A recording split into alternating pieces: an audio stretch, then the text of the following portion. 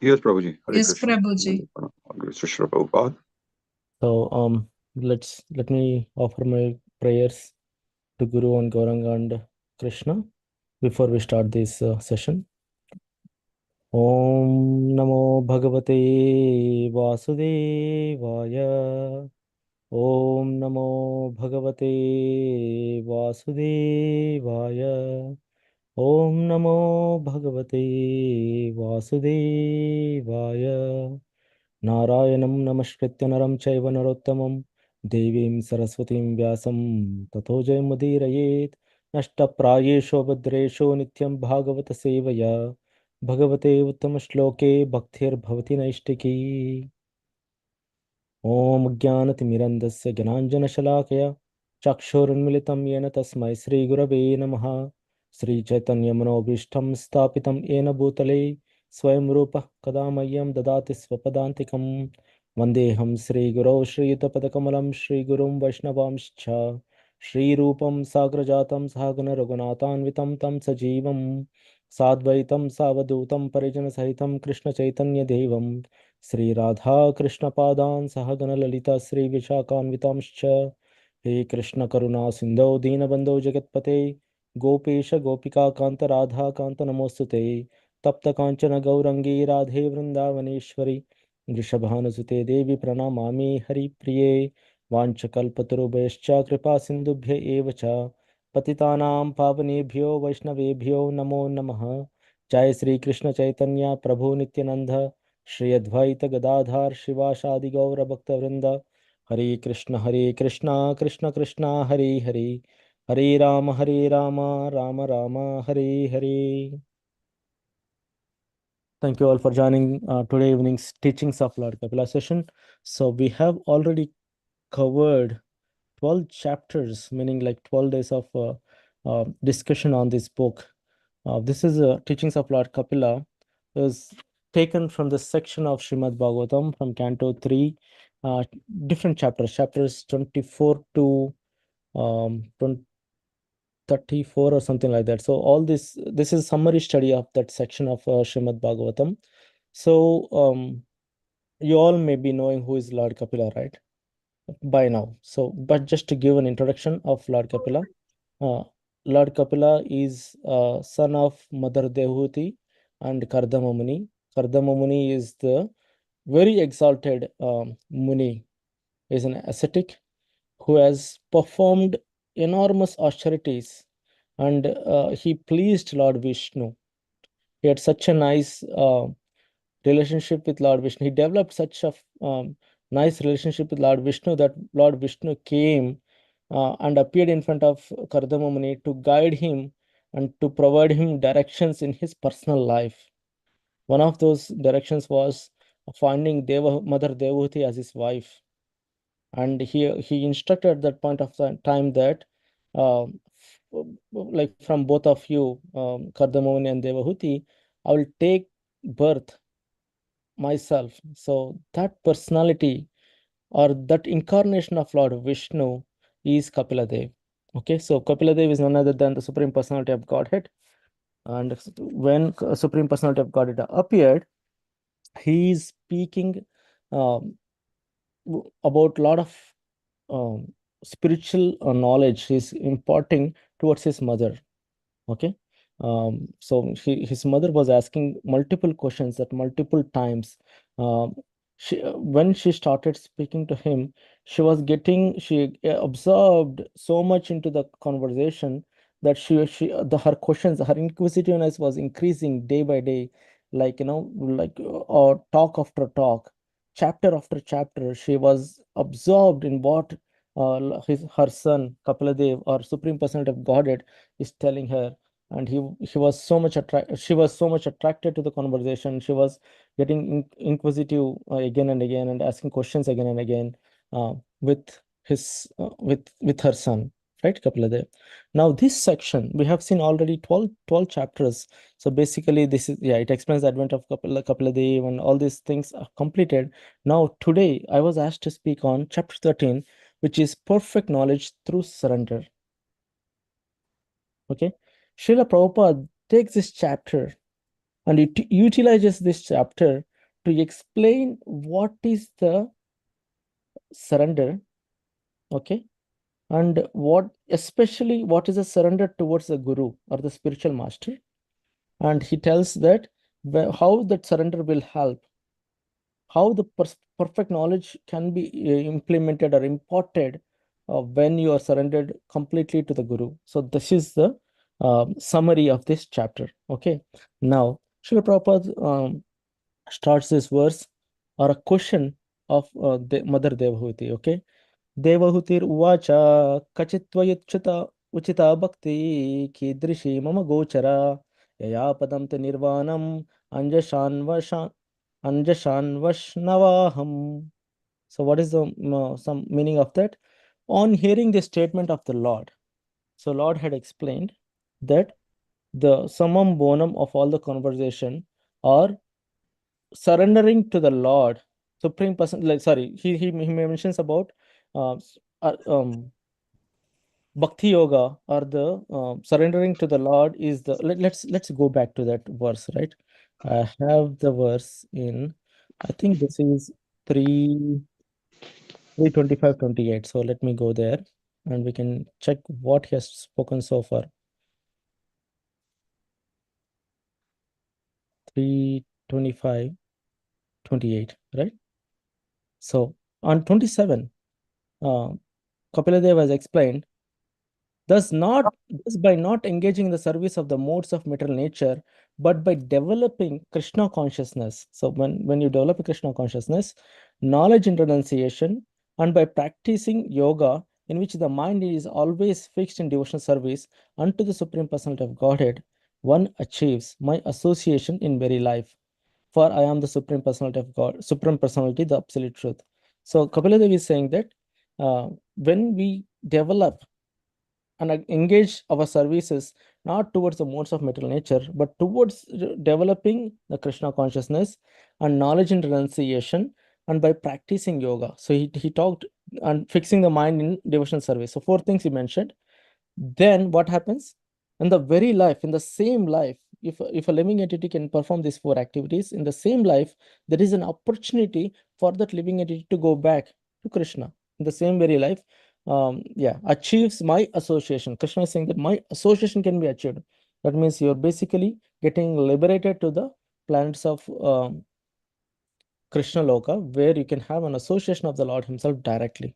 So after hearing this, Mother Devhuti got uh, more questions. She got inquisitive more, and she's asking, "Okay, Mother, what is Mother Devhuti is inquired? What kind of devotional service is worth developing and practicing to help me easily and immediately attain the service of your lotus feet?" So she was very eager to find out what kind of, he said that devotional service, right? Developing Krishna consciousness means what kind of devotional service? How do you do that? What kind of devotional service? Is it a knowledge and renunciation? Is it practicing yoga or fixing the mind in devotional service? So which one? You said three of them, but which one will let me immediately practicing which will give me the immediate service at your lotus feet? So that's what um, Mother Devati is asking. So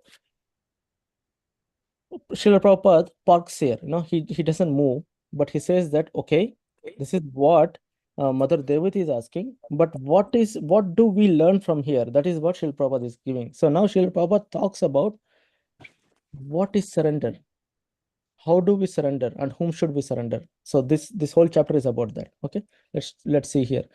It is stated in Bhagavad Gita that no one is barred from rendering service to the Lord, whether one is a woman or a laborer or a merchant. If he engages himself in the devotional service of the Lord, he is promoted to the highest professional stage and go back home, back to Godhead. The devotional service most suitable for different types of devotees is determined and fixed by the mercy of the spiritual master. Right? So very nice points here. Let's talk about it. It is stated in Bhagavad Gita that no one is barred from rendering service to the Lord. So um, there is no qualification required to render the devotional service. There is no pre-qualification. You should not have pre-qualification, like, your born, your birth, your occupation, or your uh, any other qualities what you carry doesn't matter, right? That's what Chaitanya Mahaprabhu also imparted. He said that as far as anyone, doesn't matter. See, Jagai and Mother Madai were very fallen, super fallen. Even though they were born in the Brahmana families, they were so much fallen, so that they were uh, punishing the people who are practicing the devotion service. But still, Chaitanya Mahaprabhu imparted knowledge to them and made them get back to devotional service. Similarly, here, no one is bared. No one should think that I have no qualification. Krishna is so merciful, so huge, so good, that he has such a big heart to accept anyone. Patita Pavana. Patita Pavana. Patita means there is no hope for that person, right? Patita means the it's like the most fallen worm insect in this world. That person, that living entity also can be delivered by the mercy of the Lord. That is the heart what Krishna carries, and how it happens, Srila Prabhupada explains here. In this, yeah, barred from rendering service to the Lord, whether one is a woman or a laborer or a merchant, their their karma, their occupation doesn't matter, their birth doesn't matter, right? Or their occupation doesn't matter. If he engages himself in the devotional service of the Lord, he is promoted to the highest perfectional stage and state, and goes back to Godhead. So it doesn't matter who that is. It can be a woman, it can be a laborer, or it can be a merchant, or it can be a king, it can be anyone. The devotional service most suitable for different types of devotees is determined and fixed by the mercy of the Supreme Lord. Right? Mother Devati is asking, what kind of devotional service should I follow? Srila Prabhupada takes this opportunity to talk about this. The devotional service most suitable for different types of devotees. Every devotee is different. Every living entity is different. Every living entity has different types of bodies, different types of karmas, different types of baggages they're carrying, right? That baggage they're carrying, their act or their karma in this life is determined by that baggage of karmas, right? Their decisions, their things are determined, but by the karmas, or uh, by the anarthas they're carrying for the millions of years or millions of births. Okay, so that's why every living entity is different. We cannot judge anyone in this world. So similarly, the devotional service most suitable for different types of devotees is determined and fixed by the mercy of the spiritual master. So the spiritual master, being the knowledgeable person, what can he do? He knows what kind of devotional service is suitable for his disciple, and he assign that to you. Different types of devotees is determined and fixed by the mercy of the spiritual master. If you are surrendered to the spiritual master, tadviddi pranipatena pariprashnena sevaya upadeshanti gnanam gnanina tattva. Sorry, what is it? Tadviddi pranipatena pariprashnena sevaya upadeshanti gnanam gnanina tattvadarshi. Tattvadarshina. Tattvadarshinaha. He's knowledgeable enough. That guru is knowledgeable enough.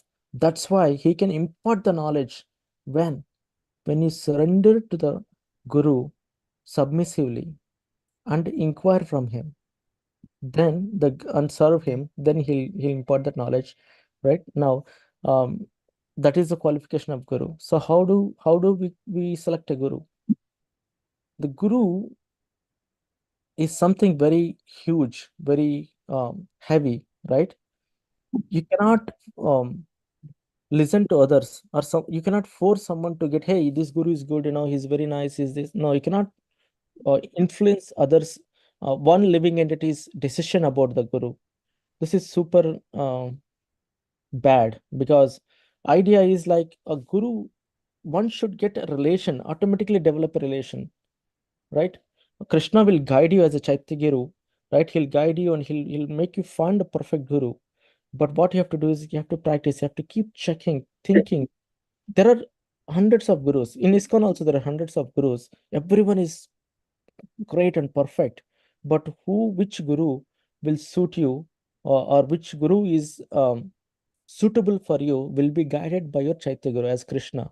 He'll guide you. That super soul will guide you, and you will follow that, and you'll get you reach to that guru, approach him, surrender to him submissively, and get his mercy. Okay, so therefore, in order to become free from the miseries of material nature, one should approach a bona fide spiritual master inquisitively and submissively. Same thing, right? Tadvidhi pranipatena pariprashnena. So inquisitively and submissively, you have to surrender to the Guru. When Arjuna submitted to Krishna, he said, "My dear Krishna, now I no longer care to talk to you as a friend, because friendly talks will not benefit me now." Krishna has two friends. Most of his time, while Krishna is on this planet, he spent most of his time with two friends, two of his friends. One is Arjuna, the other one is um, Uddhava. Uddhava. Uddhava in yeah, thank you, Prabhu. Uddhava in Dwarka. Whenever he was in Dwarka, he was spending time with Uddhava. Whenever he was in Hastinapur, he was spending time with Arjuna. Always, they were always. You can see them always together. So such a good friend of Arjuna. And what Arjuna is saying that now I no longer care to talk to you as a friend, because friendly talks will not benefit me. Do you know that verse? Right? कार्पण्य दोषोपतः दोषोपहतः स्वभाव पृच्छामि त्वं धर्म समुद्धचेताः यच्छ्रेयसन्निश्चितं ब्रूहि तन्मे शिष्यस्ते तं शिष्यस्ते अहं साधिमां त्वं प्रपन्नं शिष्यस्थे aham. So he's telling Krishna that consider me as my as your friend, sorry, as your disciple, shishya, not a friend. Okay, because I'm getting completely distracted or afflicted by the miseries and the weaknesses. So please guide me. That is what Krishna is Arjuna is saying. So generally we talk to a friend just to spend time, but when we approach a spiritual master, we should be submissive. That's what Srila Prabhupada is mentioning here. Friends approach one another on an equal basis, but this is not the way to approach a spiritual master. Unless one is submissive, one cannot accept sublime instructions. Why one should be submissive? To accept the sublime instructions, so you should be submissive, right? Arjuna teaches us submission by giving up his friendly relationship with Krishna, the Supreme Personality of Godhead. He says, I have now become your disciple, please instruct me. Sishyasteham, uh, yeah, Sishyasteham sadimam tvam prapannam, please guide me. I'm your disciple. We can speculate for many births, for many years, and yet not be able to understand the ultimate goal of life. So, what is the problem of not having a guru? The problem of not having a guru is that we could never we can mentally speculate many things. Okay, this may be happening this for this reason, that reason. We can do a lot of thinking because we have the capability of thinking. So we can use that kind of knowledge, and we can come up with so many theories, and but we'll not have a goal, right? There is no ending for the thinking. That's why, therefore, the Shastras all advise that we search out a guru. We have to search out a guru. The word guru means heavy or weighty. One who has much knowledge is heavy with knowledge. One should consider the bona fide guru in this way, and one should not think, I know everything, who can teach me? This is arrogance, right? If I know everything, why should I go to guru? Or if I can learn from some other people or some books or some listening, why should I need a guru? One should not think like that. No one can say such a thing, for everyone needs instruction. That's what Shilpa is saying. According to the Vedic system, a child is sent to Gurukula to learn spiritual knowledge from the very beginning. When a child goes to a Gurukula, he becomes a brahmachari and works like a menial servant. Right? We have seen many examples. Lord Ramachandra, King Dashrath was fighting on behalf of demigods, meaning he is not the king of this earth, but he's not only the king of the earth, but he was helping the demigods in the pan-planetary systems. He was the king. He was the emperor of the pan-planetary systems, right? So his son Ramachandra and other three, Lakshmana, Bharata, and Shatrughna, they were sent out to Gurukul, right? Vasishta's Gurukul. What is the need for Ramchandra to go there? His emperor's son. Similarly with Krishna. Krishna is the supreme personality of Godhead. Right? By he took birth and he killed Shakatashvara. Sixth day. The first day he killed, or second day, first week he killed Putana. Shakatashvara he killed. He was killing demons, till 12 years. Then after he went back to Mathura, then he went to the Gurukula. She still went to Gurukula, just to set an example. Doesn't need any. The exemplary thing of Krishna and Balram is that within 64 days, they went to Gurukula for 64 days. Within that 64 days, they learned 64 kalas or 64 arts of education, and they completed everything 64 days, the whole education system. So that is the quality of a Supreme Personality of Godhead, but he wanted to set an example. But when they went to Gurukula, how did they go? They had that long hair and they were having the princely clothes. No, they went there with the shaven heads, and that's where um, Krishna met with Sudhama, the one great friend. So like that. So even Chaitanya Mahaprabhu, he came and he has a guru, right? He accepted Madhendra Puri as a guru, right? So what we're trying to see is like everyone should have a guru. We should not think that we know or we can learn from other processes or medium, and we should be good. No, that's not the case here. So according to Vedic system, a child is sent to Gurukula to learn spiritual knowledge from the very beginning. When a child goes to Gurukula, he becomes a brahmachari and works like a menial servant. He may be the son of a great brahmana or a great king. It doesn't matter. See, Srila Prabhupada is mentioning great brahmana or great king doesn't matter. When one goes to Gurukula, he immediately becomes a menial servant of the Guru. If the Guru orders him to perform some lowly service, he is prepared to do it. This is the business of a brahmachari. Even Krishna went to Gurukula to teach us. There was no need for Krishna, the Supreme Personality of Godhead, to go to Gurukula, but he did this simply to set an example. Chaitanya Mahaprabhu also accepted a Guru. Prakashananda Saraswati was very learned scholar. He knew that Chaitanya Mahaprabhu was also a great scholar, yet he criticized Chaitanya Mahaprabhu for chanting and dancing for chanting and dancing. For Prakashananda Saraswati felt that a sannyasi should devote his life attention to the reading of the Vedanta. He therefore considered Chaitanya Mahaprabhu as a sentimentalist, not a bona fide sannyasi. Prakashananda Saraswati inquired, "Why aren't you reading Vedanta Sutra? Why are you chanting and dancing?" Chaitanya Mahaprabhu replied, "Prabhu ko he, shuno Shripad, ihore corona, guru more murkha dekhi, korilo shashana." So actually, I'm not a very learned, and my guru has stated, who is saying this? Chaitanya Mahaprabhu is saying this. I'm not very learned, and my guru has stated that I am fool number one. He said that because of this, I cannot possibly read Vedanta Sutra. For Vedanta Sutra is not meant for an ordinary person. My guru therefore advised me to chant this Hare Krishna Maha Mantra, and now I'm doing this and getting the results. So Srila Chaitanya Mahaprabhu is the Supreme Personality of Godhead himself, and he has no shame or no shame in saying that I have my guru has ordered me to do this.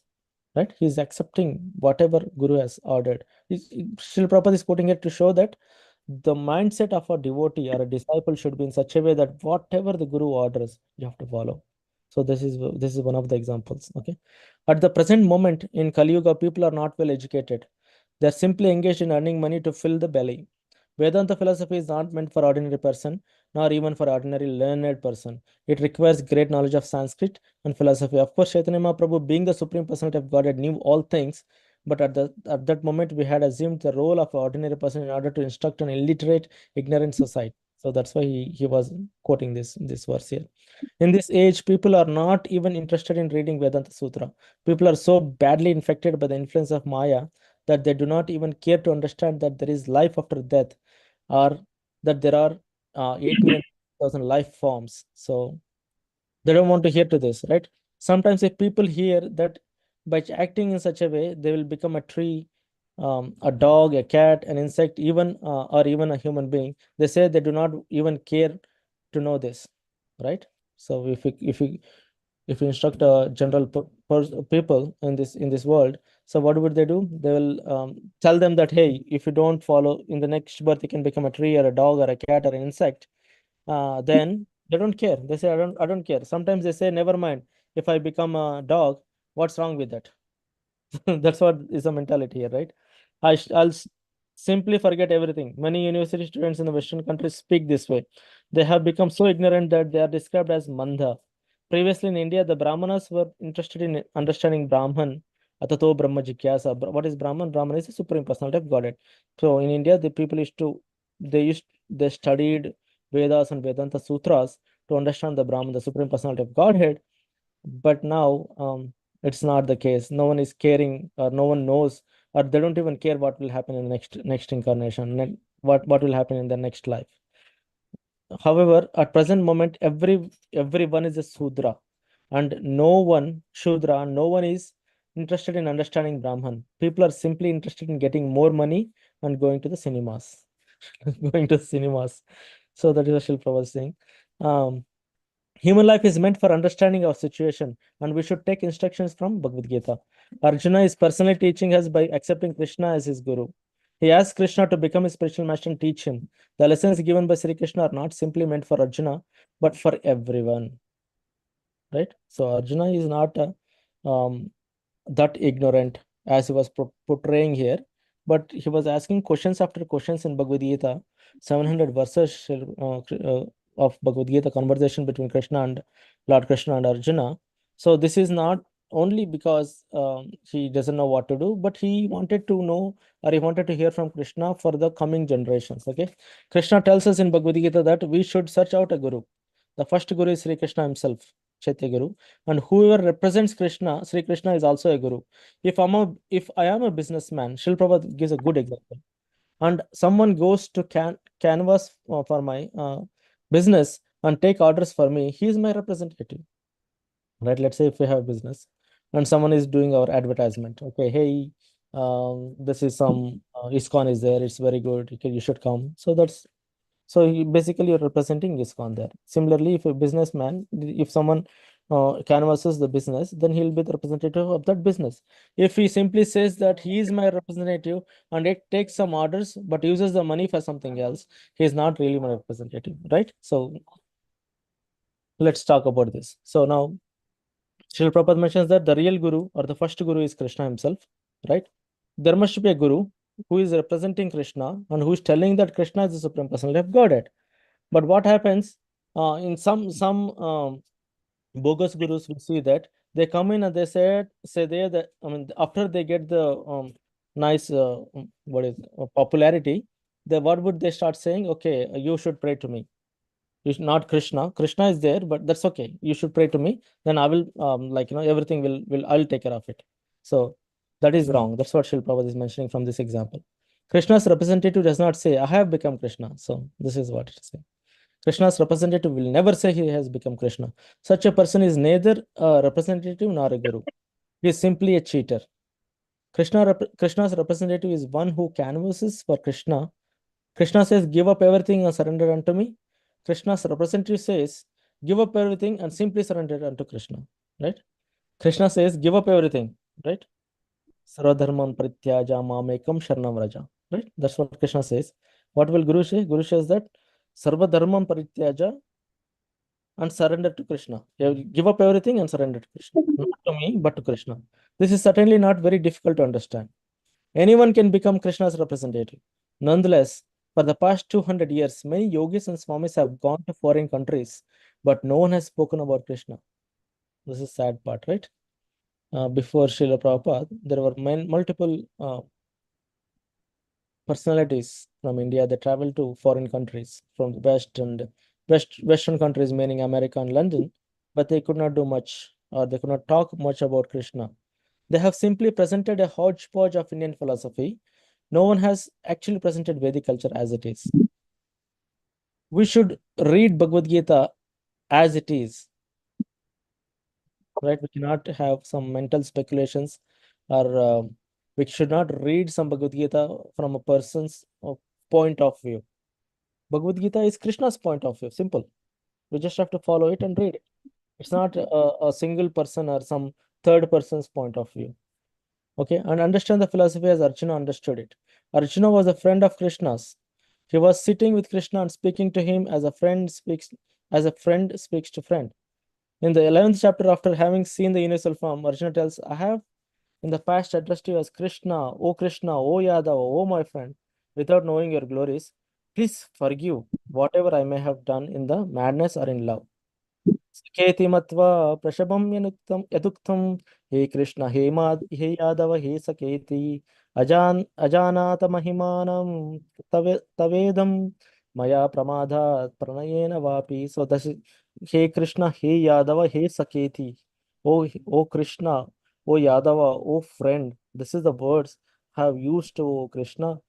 Please forgive me if I've done it in the madness of in the madness or in love. Now, whatever it is, I was very lightly taken you very lightly. I was thinking about my friend, but you have shown such a big, huge universal form, and I'm scared. Think about this picture, like picture this, right? There is universal form, multiple faces of the Lord, right? Some are beautiful, some are uh, terrific, some are so frightening. Like he can see the fire coming out of the mouths, and he can see the soldiers, different soldiers getting chipped between the teeth of the Lord, that universal form, right? And Arjuna is a. I'll tell you a story here, little bit of just 2 minutes of story. When Pandavas were doing the Agyatavas, right? They were in the confidential 1 year the yeah, they were supposed to be hidden for 1 year, right? After of the 12, their punishment or their punishment of losing that dice game was that 12 years they have to have a vanavas. Basically, they have to dwell in the forests, right, for 12 years. But that last year, which is 13th year, what they have to do is they should hide themselves. If Kauravas or anyone finds out who are Pandavas, then um, they have to go back for 12 years again. So that was such a loop they fell into, and they accepted for it because Yudhishthir failed or lost that game, Dicey, which is a cheating game, which Kauravas have performed. Now, when the Agyata was going on, right? Somehow Bhima killed Kichaka. Okay, Kichaka is a super powerful. The the explanation or the description given is that he has the strength of 100 elephants. Right? What is the meaning of 100 elephants? Meaning, uh, yeah, what is the meaning of having one strength of 100 elephants? Meaning, if we have 100 elephants, I mean, this is some annotation quoted by other people. Okay, so if we have 100 elephants lined up back to back, and uh, they are tied with their trunks and tails, and they're pushing, and they're at one place, right? So if a warrior can hit that head of the first elephant, all the 100 elephants could fall back. If they fall back, that will be called as the strength of 100 elephants. So Kichika was that strong, right? We cannot When we hit an elephant, we cannot even move an inch of an elephant. We're talking about 100 elephants lined up back to back. Okay, that is the strength of Kichaka. If Kichaka is dead, when that news came out, that that really created a doubt. No one on the earth at that point of time was able to do that. How can Kichaka die? How can Gandharvas came? It was the news spreaded like as if the Gandharvas came and killed Kichaka. Okay. Why he killed and all those things there's a big story. I don't want to go into Mahabharata at this point of time, but just to explain the situation here, right? So when the Kichaka died, that the spread. Kichaka died because Bhima can kill him. Why Bhima can kill him? Bhima can kill. The strength of Bhima is 10,000 elephants. The strength that is the strength of or power of Bhima. That means if we line up 10,000 elephants back to back, if he punches the first elephant, all the 10,000 elephants will fall back. That is the strength of Bhima. So that's why everyone knew that if Kichaka is dead, it must be Bhima who could kill him. That's when Kauravas got they woke up and they said, "Oh." Bhima and somewhere they are there around that area. Then right away, like Duryodhan, he arranged for the war. He called out for a war with the kingdom where they were living. Okay, so uh,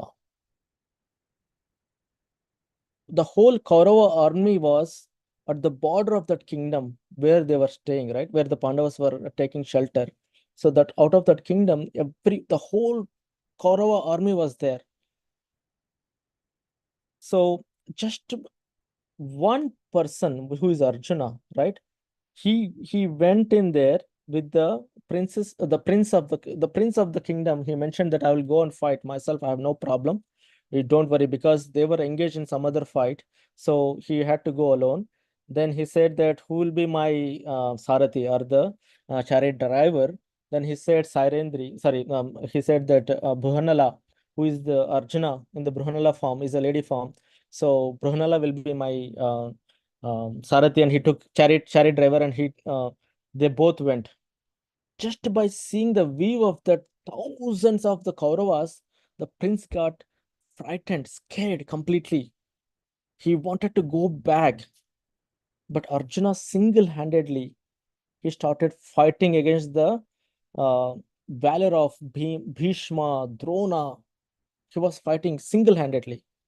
That is the valor of Arjuna.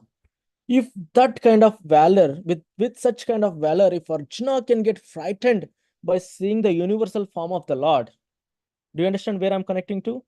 So that Arjuna, who is so powerful, who can fight single-handedly whole Kaurava army, that person is getting frightened by seeing the universal form of the Lord.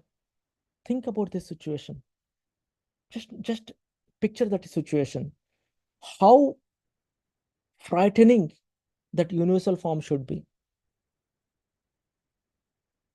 This is just a side story, just to give or increase the our thought process here. Okay, so that is the form of supreme universal form, and right after that, right after seeing that form, that huge multiple faces, like multiple hands, multiple legs, Arjuna got frightened, and he was telling, "Please forgive me, Krishna. I was thinking you are my friend. And with that assumption, I was calling you like as if, hey, Krishna, hey, Yadava, hey, friend, right?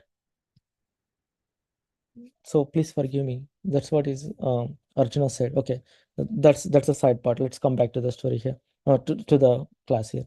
Without knowledge, without knowing your glories, please forgive me whatever I may have done in the madness or in love. So that is how Arjuna is expressing his, his surrender to the Krishna. He considered Krishna as the Guru. Arjuna understood that although Krishna was his friend, he was the supreme personality of Godhead, and therefore the proper person to be his Guru. Although Krishna is his friend, but he is the supreme personality of Godhead, so he considered him as a Guru. He therefore told Krishna at the beginning of Bhagavad Gita 2:7, Shishasteham Sadimam Tvam Prapannam. We talked about it, right? Now I am your disciple, and a soul surrendered unto you. Please instruct me. So that's what Krishna said. These are the instructions we get from Bhagavad Gita, and whoever reads Bhagavad Gita has to accept Krishna as the Guru. We have to render service to Guru and surrender ourselves. It is not that one should accept just any person as a Guru. The Guru must be the representative of Krishna. Then one can surrender oneself. Surrender means that one will accept whatever the Guru says. It is not that one thinks, I do not care for my Guru's order. Still, I am a disciple. This is not actually accepting a Guru. Right? Accepting a Guru means wholeheartedly. If a Guru orders something, just do it. You understand the logic, you don't understand the logic, just do it. Because we don't have to run our uh, thinking agents here. When a Guru says something, just follow. No need to, because we have accepted him as a Guru. Him or her as a Guru, just follow. Of course, it has become a fashion to accept a Guru in this way, but this will not help anymore. As soon as Krishna becomes Arjuna's Guru, Krishna immediately chastised him. chastisement from the guru, it's super hard for the people to take, but it's super important, right? Sri Krishna told him, असोचयन् अन्वस्सोचयस्त्वं प्रज्ञवादांश भाषसे गतासुन्नघातसुंश नानुशोचन्ति panditaha. While speaking a learned words, because Arjuna gave six or seven, I think six arguments on why he should not fight. That's where Krishna is giving this. He's telling that while speaking learned words, you are mourning for what is not worthy of grief. Those who are wise lament neither for the living nor for dead. Okay. In this way, Krishna essentially told Arjuna that he was fool number one for lamenting for those things for which one should not lament. Arjuna was lamenting for the body, thinking that it was horrible that his relatives would be killed in the war. This was not the proper. Yeah, this is one of the reasons Arjuna didn't want to fight, because he doesn't want to kill his family members or relatives. Okay. This was not proper subject matter for him to be contemplating. The real subject matter for a wise man to contemplate is the salvation of the soul. Therefore, Sri Krishna first explained the distinction between the body and the soul. This Krishna conscious movement is also concerned with the soul, and therefore we have used the word consciousness, because consciousness belongs to the soul. Consciousness is a symptom of a soul's presence. Because the soul is in the body feels pleasure and pain. When the soul leaves the body can be hacked to pieces, and yet it will not protest. This is because the consciousness is gone. So Srila Prabhupada slightly switching the gears and coming back to talking about what is Krishna consciousness and how it is related to soul. Okay. This is because the consciousness is gone. We feel pleasure and pain because the consciousness is present, and Krishna advises that it is this consciousness that is eternal, not the body. So, not body is not eternal, but consciousness is eternal. What is the source of consciousness? The source of consciousness is soul. So he explains here. We have to purify our consciousness in order to understand that consciousness is eternal. If we do this, our lives will be successful at the time of death. Our consciousness carries us into another body. There are the mind, the intelligence, and the ego, which constitute the subtle body. And there is also the spirit soul, which is even more subtle. We know that we possess a mind, although we cannot see it, nor we can see the intelligence, the ego, or the soul. We can only see the gross material body. And when this gross material body ends, we say that everything is finished. In order to understand these things, we have to approach a guru, just as Arjuna approached Sri Krishna. Coming back to the topic again. So we understand there is a mind, intelligence, ego, and the subtler than all this is soul. We understand that it is there, we can feel it, but we don't want to or we completely don't understand that it exists because we don't see it. What we see is only the body. To understand it exists or they exist, then we need to have a guru who can give the proof, who can give you the knowledge. He imparts the knowledge to understand these topics. Sri Krishna told Arjuna in very gentlemanly language that he was not learned man. In the sense, he said, you are not a pandita. That Pandita, just try to understand that the real life is the life of the soul. Vedic education means taking care of the soul. Presently, the soul is engaged, embodied, entangled in material affairs. The soul is suffering, and it is our benefit to rescue him from these material clutches. This is the real education. To receive this education, one has to approach a proper guru. The guru is there, Krishna. The guru is also there as Kapila Dev, the incarnation of Krishna. Krishna informs us that he is the owner of the body, and he has explained this in many different ways. He has stated that the soul can never be cut into pieces, burned by fire, moistened by water, nor withered by the wind. Matter interacts with matter, but soul does not belong to the material world. This means that the soul is above material action and reaction. In the material world, even iron and stone can be melted, but the laws of material nature do not apply to the spirit soul. Right? So Srila Prabhupada is talking about, detailing about the soul and the qualities of the soul, how the material world works, and how the soul is completely different, separate from this material world. To understand these subjects, we should be careful to approach Krishna's representative. We should not approach a bogus guru who is like a blind man trying to lead another blind man.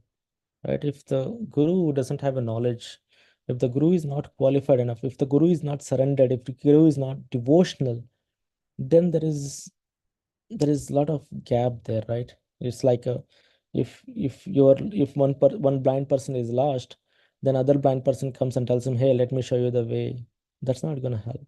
That's not a very good proposition to have a good progress. So we must go to one who has open eyes, to one who has seen the absolute truth. The absolute truth is there, just as the sun is there for everyone to see. The sun does not hide, but a person can try to hide from the sun by closing his door. One must open the door in order to see the sun. Similarly, Krishna is there, God is there, and we have to come to Krishna and take lessons from Bhagavad Gita to learn who and what God is. Rascals will not do this, but will simply manufacture some philosophy or other. There is actually no difficulty because Krishna's instructions are there and Krishna himself is there. Krishna is so kind that he says, all right, if you cannot understand me in this way, just see me in water. Come on. If you do not understand me in that way, just see me in the sunshine. Is there is this very difficult? So Krishna's instructions are very tolerant. He doesn't directly give. He spoke 700 verses, and she spoke about bhakti very little, chapter 12, right? Little bit of summary in the chapter 18, and some 7th or 8th chapter. Other than that, he was always talking, sorry, I think, yeah, 7th or 8th chapter. And he was always talking about other things, right? Karma yoga, Gnana yoga, Ashtanga yoga, and all those things he spoke because he knows that uh, every living entity is different and their level of understanding is different, right? Someone may get attracted to the yoga. Wow, we can build a body or something like that. Somehow we can have a healthy life. So someone will get attracted to that yoga system like Ashtanga yoga or whatever. They may get diverted or they may get deflected in the path. That's a different thing, but at least they get attracted to the yoga. So he explained about yoga, how the yoga works, what is the real purpose of yoga. And someone may get attracted to the karma. They are like, work is worship. That's good. Like, I mean, you do the work. Work is worship. Work is worship. I think this is written on the, anyway, so that's it. Yeah, work is worship is, someone follow that philosophy. That's good. Follow the work is worship philosophy and at least give the results to Krishna. So that's how he was trying to give different options. He's not monotonous. Um, he's not, he's not, yeah, pushing us to follow one thing. He's giving multiple options for the living entities. It's up to you. Okay, you have this, you have this, here's this. He's not forcing anyone, right? Please try to understand. At the end, also, Krishna tells Arjuna that, you have these options and it's up to you now. You tell me what you want to do. I have already killed everyone here. You have seen that in the universal form, right? Now you just perform your activity, your dharma or your karma, and then take the credit. That's what Krishna says. Right? That's why he is giving all the options. Krishna is so kind that he says, all right, if you cannot understand me in this way, just see me in water. Like he's giving up, see me in water. Like, oh, water, oh, nature, Krishna's form. No, Krishna is the one who is giving the water or sunshine. There is nothing difficult about it, but we are very obstinate. Maya is also very strong. And as soon as we try to accept Krishna as the Supreme Lord, Maya will whisper in our ear, no, no, there are many gods. Why are you accepting Krishna? However, the Shastras say Krishnastu Bhagavan Swayam, Ishvara Parama Krishna. Right? Brahma Samhita says this. Krishna is the Supreme Personality of Godhead. We should take our lessons from the Acharyas and the Shastras. At least in India, there are many great Acharyas, Ramanujacharya, Madhvacharya, Vishnu Swami, and even Shankaracharya and Guru Nanak. All of these have accepted Krishna as the Supreme Personality of Godhead. Why then should we reject him? Why should we accept a competitor? We should not simply engage in mental speculation, but should accept Krishna in the full consciousness and be happy. This is made possible by the help of a guru. Therefore, Devavati is further questioning her son Kapila. The next verse: Yo yogo Bhagavad Bhano Nirvan Natams Nirvat Nirvanatmams Tvayoditaha कीदृशः कतिचाङ्गानि यतस्तत्त्वा वा bodhanam. The mystic yoga system, as you have explained, aims at the Supreme Personality of Godhead. It is meant for completely ending material existence. Please let me know the nature of the yoga system. How many ways are there by which one can understand in truth that sublime yoga? Okay, there are different kinds of. So now basically she asked another question after that, after the previous one, and this question is targeting towards the yoga system. She wants to know what is yoga system and what is the nature of the yoga system and how many ways are there in the yoga system, right? So there are different kinds of mystic yoga systems aiming for different phases of the absolute truth. The Jnana yoga system aims at the impersonal Brahman effulgence, and Hatha yoga system aims at the localized personal aspect, the Paramatma feature of the absolute truth, whereas Bhakti Yoga or devotional service, which is executed in 9 different ways, headed by hearing and chanting, aims at complete realization of the Supreme Lord. Right? So Gnana Yoga, Hatha Yoga, and Bhakti Yoga. Gnana Yoga is aimed at the effulgence part of the Lord, right? Brahman part of the Lord. And Hatha Yoga, Srila Prabhupada mentions here, is aims at the super soul part of the heart, part of the Supreme Personality of Godhead. And Bhakti Yoga, which constitutes 9 things, right? What are those 9 things? Hearing, chanting, Shravanam, Kirtanam, Vishnu Smaranam, and all those things, right? 9 of them. So that aims at the um, complete supreme Lord, complete realization of the supreme Lord, the Swayam Bhagavan Sri Krishna, the absolute truth will be achieved from this one. There are different methods of self-realization, but here Devahuti especially refers to Bhakti Yoga system, which has already been primarily explained by the Lord. The different processes of Bhakti Yoga system are hearing, chanting, remembering, offering prayers, worshiping the Lord in the temple, accepting service to Him, carrying out his orders, making friends with him, and ultimately surrendering everything for his service. The word nirvana atman is very significant in this verse. Unless one accepts the process of devotion service, one cannot end the continuation of material existence. It's super hard to get out of this material existence, right? Unless one follows the devotion service. As far as Jnanis are concerned, they are interested in Jnana Yoga, but even if one elevates oneself after a great performance of austerity to the Brahman effulgence, there is a chance of falling down again to the material world. Therefore, Jnana Yoga does not actually end material existence. Similarly, regarding the Hatha Yoga system, which aims at the localized aspect of the Lord Paramatma, it has been experienced that many yogis such as Vishwamitra fall down. But Bhakti yogis once approaching, do you know what happened to Vishwamitra here? Anyone has anyone wants to share a story?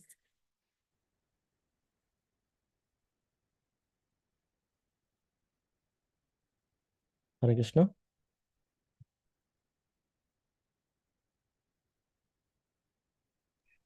This is a Vishwamitra when was meditating. The Mendra comes and Apsara comes and dancing. Yes, And he right. So Vishwamitra is a Rajarshi, right? He was a Rajarshi first. Rajarshi means, no, he was a king. He was an emperor. We don't want to go into details of the story, but he was emperor. Then he took a he started austerities and he started performing austerities so well that he became Rajarshi quickly, and then he became a Maharshi super quickly. Maharshi means the people. Rajarshi is a devotee who is in this material world, and especially in this earth, on the earthly planet. He's a king, but he's still Rajarshi, in the sense like he is the king of the rishis in these earthly planets. Okay, then he became a Maharshi. Maharshi means he's the king of the rishis in the Maharloka, like higher planetary systems.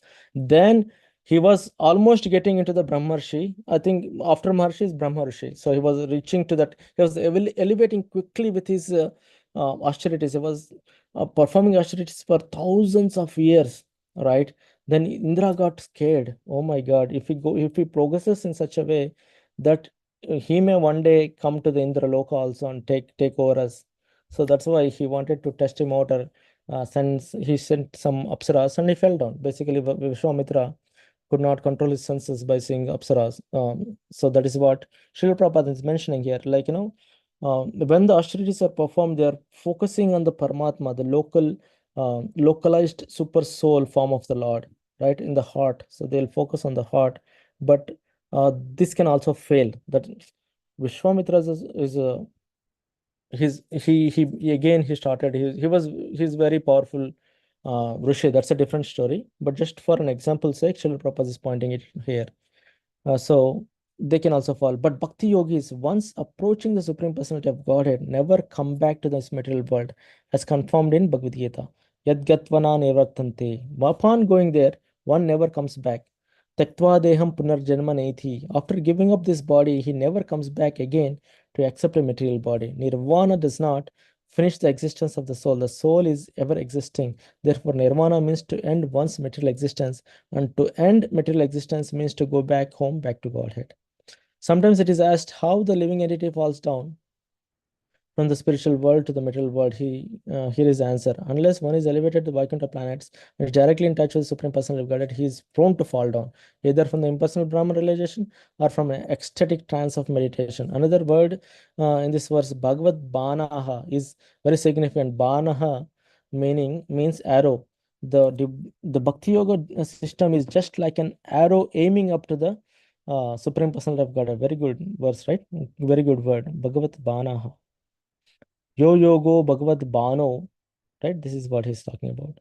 So the Bhakti Yoga system is just like an arrow aiming up to the Supreme Personality of Godhead. The Bhakti Yoga system never urges one towards the impersonal Brahman effulgence or to the point of Paramatma realization. This Banaha or arrow is so sharp and swift that it goes directly to the Supreme Personality of Godhead, penetrating the regions of impersonal Brahman and localized Paramatma.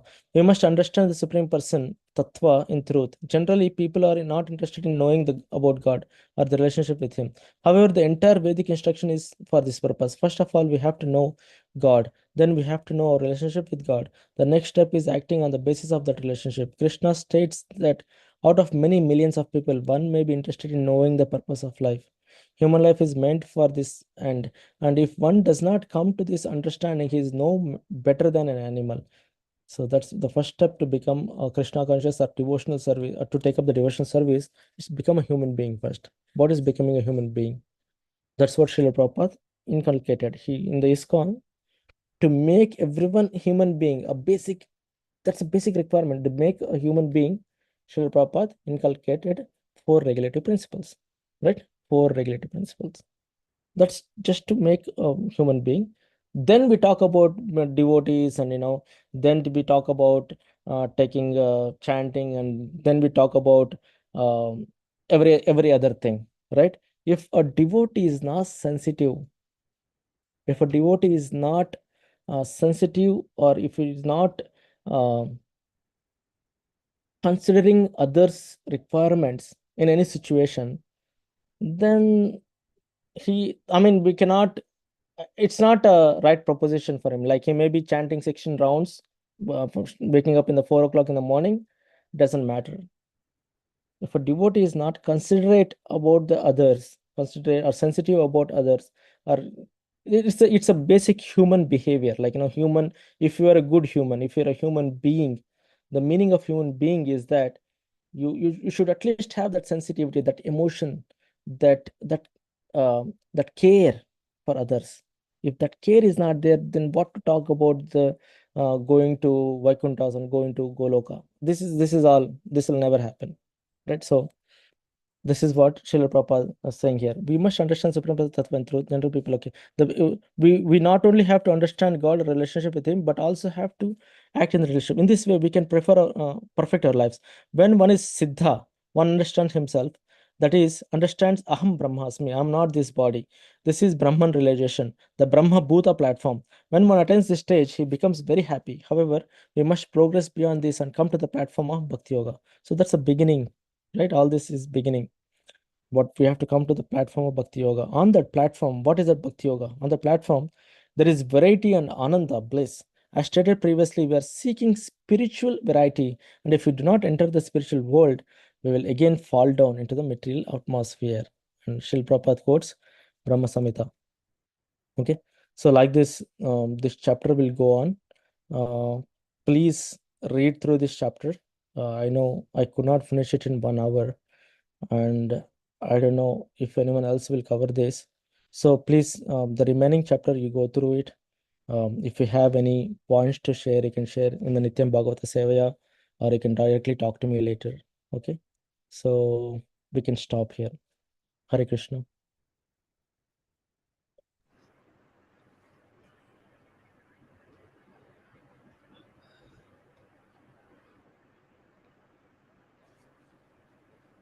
Okay, so any points to share, Prabhu? Hare Krishna Prabhu, Dandavat Pranam. So Prabhu, I will not. You already mentioned about the Vishwamitra and other things. So related to that, Mhm. just I am referring the ninth canto. I've seen that Dushmanta and Shakuntala, right? Shakuntala is the daughter of a daughter of Vishwamitra. Yes, Vishwamitra. yeah, And from there, all the dynasties came, right? yes, Bharata. There, so Shakuntala's son is Bharata, then that's Bharata Varsha. Yeah, that's where the dynasty of Bharata came. Yeah. And then in that dynasty, in that Bharata dynasty, our Lord, Parikshit Maharaj, Lord Ramachandra appeared. Lord Ramchandra appeared. Now, or Parikshit Maharaj. Bharata dynasty. Bharata, I have to because check, Prabhuji. As far as I know, from the Bharata dynasty, Bharata dynasty. Okay, yeah, Parikshit Maharaj is from Bharata dynasty, but Lord Ramchandra is not from Bharata dynasty. Okay, it's from Chandra. Okay, from Chandra, then comes. I have to Chandra, check, Prabhuji. I don't. Ramchandra from Ishwaku. No. Yes, ma'am. Surya, Ishwaku is Surya, one of the predecessors of Chandra, like Ramchandra's dynasty. But yeah, there are many other people behind, or like in that line, right? yes, so Ramchandra Bhagavan came from the Surya dynasty. No. Surya or Chandra. Surya, Yes, sorry. Yeah, Surya. Ramchandra came from Surya dynasty. I'm mixing up. Sorry. Yeah. Yes, no problem, Prabhu. Is that lot of money means predecessor means or lot of dynasty also written there. Lot of king also names there. So that is natural. But my question is that because we see that in Bhagavad Gita, Bhagavan Krishna told that Bharata, mentioning Arjuna as a Bharata, Hmm. right, in Bhagavad Gita. Hmm. So that way, I think Parikshit Maharaj came from that dynasty. Is it the same Bharata? Because there is another Bharata also. There are three Bharatas actually. I'll find out at Prabhuji. I'll clarify if it's the same Bharata or other Bharata. Yeah. Okay. One that was like from Rishabh Dev, and another Bharat from Ramayana, and Ramayan, third Bharat was from Dushyant and Shakuntala. Shakuntala, yeah, daughter of Yeah, Vishwamitra. So and Ramchandra came from Surya dynasty, from yeah, Dilip, Bhagirath, from that dynasty. Samudra, Dilipa, and all those things, right? Yeah, all those personalities, correct. Yeah. Hmm.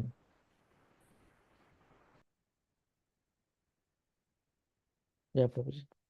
Hare Krishna, Dandavat. Prabhuji. Any other points to share?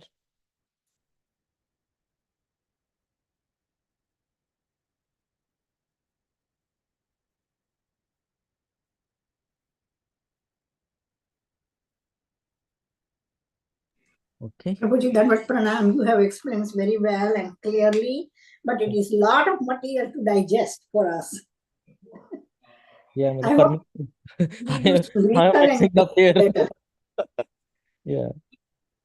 Yeah, we just have to keep going on, Mataji. That's it. Um, Sometimes we have to take a notes, but we have to keep listening like you do always, right? You're always there, so I'm sure you must be. Um, it'll all find a place. Like slowly, we'll all get used to it. Okay, thank you, Prabhuji. Dandavat Pranam. Okay, Hare Krishna.